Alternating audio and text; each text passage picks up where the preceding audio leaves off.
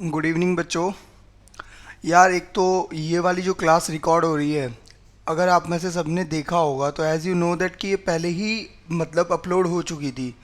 But क्या हुआ कि जो आपका वीडियो के चक्कर में, डिलीट करने के चक्कर में ये वीडियो डिलीट हो गई। तो इसके लिए एक्सट्रीमली सॉरी। आपको दोबारा से मैं वीडियो रिकॉर्ड कर रहा हूँ। और हाँ, मैंने लाइव क्लास के लिए भी देखा था, पूछा था बच्चों से।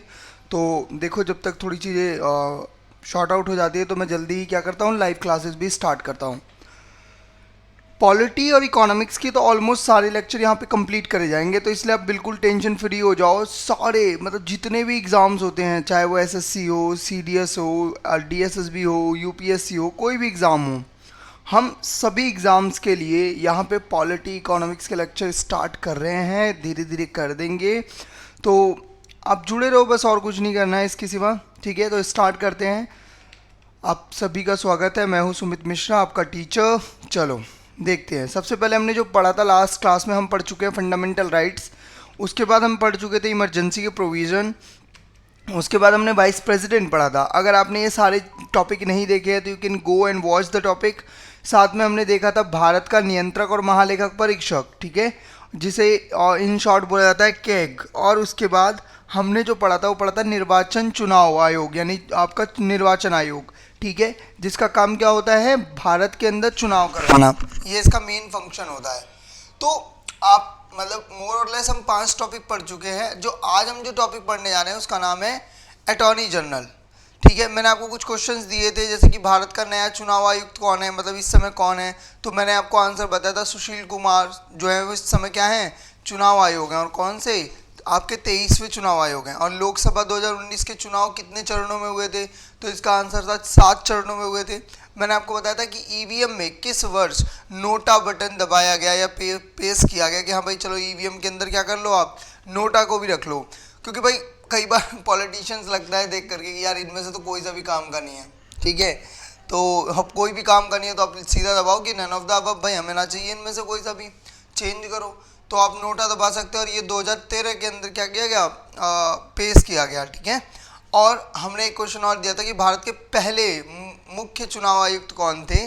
तो पहले मुख्य चुनाव आयुक्त थे सुकुमार जी, सुकुमार सेन जो थे वो पहले मुख्य चुनाव आयुक्त थे। तो ये हमने 4 क्वेश्चंस पीछे क्लास में डिस्कस करे थे। तो अगर आप लोगों ने आंसर दिए होते तो ऑब्वियसली इट्स गुड, बट आप लोगों ने आंसर नहीं दिए, बट कोई बात नहीं। आप लोग अब इनको लिख लेना क्योंकि पेपर में आए हुए क्वेश्चंस हैं। तो आज की क्लास में हम क्या डिस्कस करने जा रहे हैं, तो आज की क्लास में हम डिस्कस करने जा रहे हैं भारत का महान्यायवादी कौन होता है ये। तो अभी तो ये फिलहाल ये है भाई साहब, जिनको आपको आप चेहरे तस्वीर में देख पा रहे हो, ठीक है, सॉरी चेहरा तस्वीर में देख पा रहे हो, हाँ तस्वीर देख पा रहे हो अपने डेस्कटॉप के ऊपर, ठीक है। ये भारत के महान्यायवादी है। कमेंट करके मुझे बताना है इस व्यक्ति का नाम क्या है, कौन है ये, ठीक है। और महान्यायवादी होता क्या है, पहले ये समझ लेते हैं। देखो, भारत सरकार के लिए एज अ एडवोकेट का जो काम करता है उसको भारत का महान्यायवादी कहते हैं। यानी वो बंदा जो क्या कर रहा है, भारत सरकार के लिए काम कर रहा है एक वकील के तौर पर। यानी अगर भारत सरकार के ऊपर मैं कोई केस करता हूँ, मुझे लगता है कि भारत सरकार की लापरवाही की वजह से लाखों लोगों की जान जा रही है, तो उसको डिफेंड करने के लिए किसे भेजा जाएगा, भारत के महान्यायवादी को भेजा जाएगा। राष्ट्रपति इसको जो काम सौंपता है वो राष्ट्रपति के काम भी ये करता है, ठीक है। तो भारत के न्यायवादी जो है वो भारत का सबसे बड़ा लॉ ऑफिसर होता है। यानी कि इससे बड़ा कोई लॉ ऑफिसर इंडिया के अंदर नहीं है, ये सबसे बड़ा लॉ ऑफिसर है। अगर राज्य के अंदर बात करें तो जो सबसे बड़ा लॉ ऑफिसर होता है वो होता है एडवोकेट जनरल, या जिसे बोलते हैं राज्य का महाअधिवक्ता, ठीक है। यानी कि जो राज्य में सबसे बड़ा होता है। इन दोनों के बीच में फ़र्क क्या है, इन दोनों के बीच में जो सबसे बड़ा फ़र्क है वो ये है बालक, कि भारत का महान्यायवादी पूरे भारत में किसी भी न्यायालय में जा सकता है, चाहे वो हाई कोर्ट हो, सुप्रीम कोर्ट हो, डिस्ट्रिक्ट कोर्ट हो। पर जो आपका क्या कहते हैं क्या नाम है, महाधिवक्ता है, वो भाई साहब सिर्फ कहाँ जा सकते हैं, वो सिर्फ हाई कोर्ट तक जा सकते हैं। यानी जिस राज्य के वो महाधिवक्ता हैं वो उस राज्य की सबसे बड़ी कोर्ट में क्या कर सकते हैं, जा सकते हैं। क्लियर है बात यहाँ पर। चलिए, तो क्या है, ध्यान से समझते हैं। तो आर्टिकल 76 जो है वो डील करता है महान्यायवादी की व्यवस्था से। यानी कि अगर संविधान की किताब को उठाओगे तो वहां पे आर्टिकल 6 के अंदर जब जाओगे तो आपको एक व्यक्ति के बारे में पता चलेगा, एक पोस्ट के बारे में पता चलेगा, जिस पोस्ट का नाम क्या है, महान्यायवादी। और इसी वजह से इसे देश का सर्वोच्च कानूनी अधिकारी कहा गया है, क्योंकि ये एक क्या है, संवैधानिक पद है, संविधान के अंतर्गत आती है। आप बोलोगे सर मतलब इसके अंदर अगर कोई परिवर्तन करना चाहते हो, इस पोस्ट से रिलेटेड किसी प्रोविजन में कोई परिवर्तन करना चाहते हो तो आपको संविधान के अंदर संशोधन करना पड़ेगा। आपको इसके कामों में कोई फंक्शन करना है तो आपको संविधान में क्या करना पड़ेगा, संशोधन करना पड़ेगा। क्लियर हो रही है यहाँ तक बात? यानी संविधान में परिवर्तन तो चाहिए ही चाहिए। ऐसा नहीं हो सकता कि आप मुंह उठाए और रात को निकले और सुबह उठे और बोला रहे यार चलो कुछ संविधान में बदल देते हैं, नहीं होना है। क्योंकि संविधान में परिवर्तन के लिए क्या करते हैं हम लोग, हमें आर्टिकल 368 के अंदर क्या करना होता है, विशेष बहुमत से क्या करना होता है, इसको परिवर्तन करना होता है। बिल्कुल सही। एक और बात ध्यान रखना, संवैधानिक संशोधन के बारे में भी नेक्स्ट क्लास में हम बात कर लेंगे, तो वो थोड़ा सा क्या होगा, हर जगह बार बार आता है, तो हम उसको भी कंप्लीट कर लेंगे। अब बात करते हैं कि भाई इसकी नियुक्ति कौन करता है। एज यूजुअल, क्योंकि ये भी कार्यपालिका का हिस्सा है तो इसकी भी नियुक्ति किसके हाथ से होती है, राष्ट्रपति के हाथ से। बहुत ध्यान से समझ लेना, देश को चलाने के लिए 3 हिस्सों में व्यवस्थाओं को बांटा गया। पहली न्यायपालिका, विधायिका और कार्यपालिका, 3 हिस्सों में चीजों को बांटा गया। अच्छा, न्यायपालिका क्या होती है? न्यायपालिका का मतलब होता है जब भी कोई कानून बन के तैयार हो गया, उसका पालन नहीं हो रहा है, पालन के या उसका उल्लंघन हो रहा है, मान लो भाई कोई मान लो आप रास्ते से जा रहे थे, आपने सिग्नल तोड़ दिया, तो आपको पनिशमेंट देने का या आपके ऊपर क्या कहते हैं, क्लेम लगाने का सॉरी,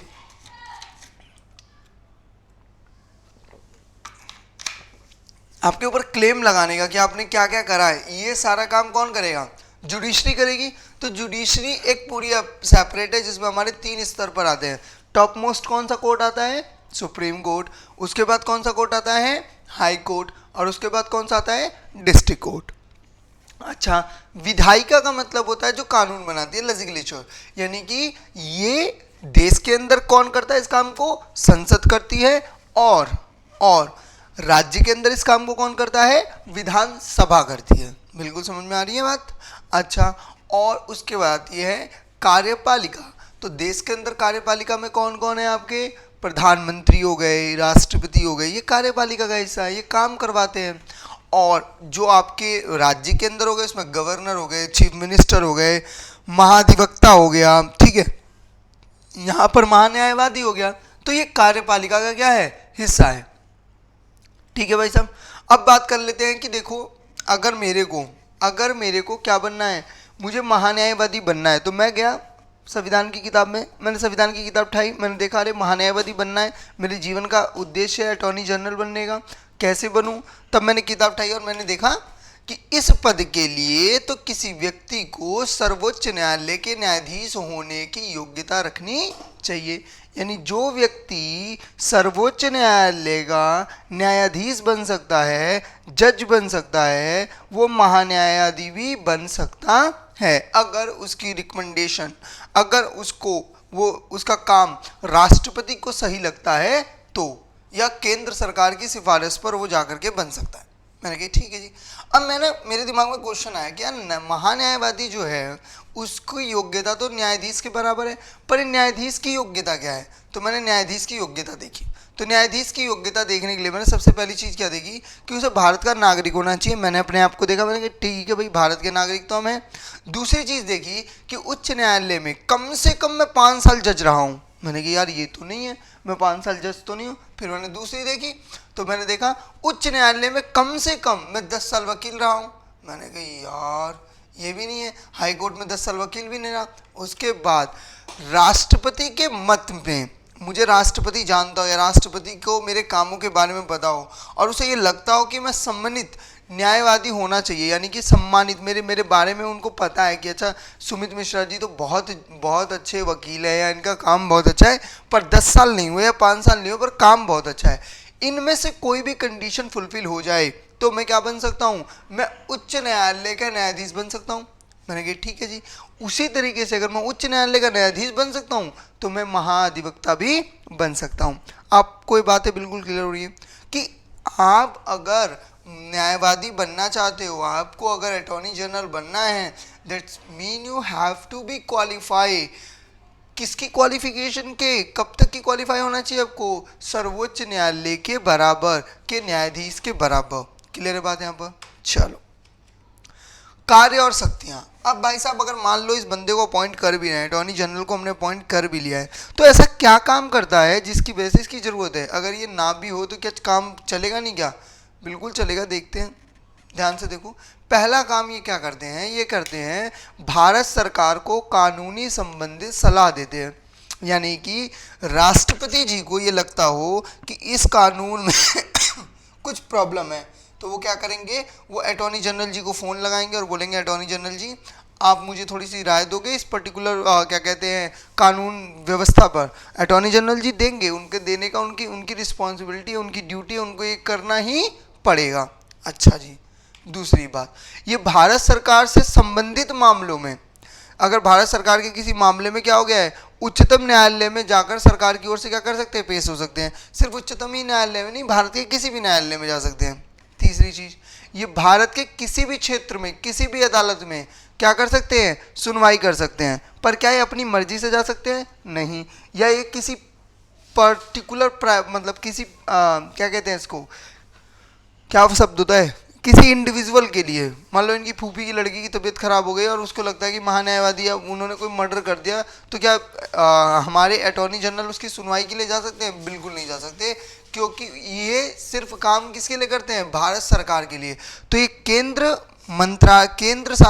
सरकार और राष्ट्रपति की सलाह के बिना कुछ भी नहीं कर सकते। क्लियर है बात यहाँ पर? हाँ, ये कोर्ट में जा सकते हैं जब जब इनको कहा जाएगा जाने के लिए, तब। क्लियर है बात यहाँ पर? अच्छा, ये संसद में बोल भी सकते हैं और ये कार्रवाई में भाग भी ले सकते हैं। अगर ये वहाँ पर अपनी कार लेकर के आते हैं, वहाँ पर ये जाते हैं और मतलब उतनी पूरे टाइम पीरियड में क्या करते हैं? संसद में भाग लेते हैं, तो उनको भत्ता मिलेगा, वो डीए अलाउंस वगैरह सब कुछ मिलेगा, जो किसको मिलता है?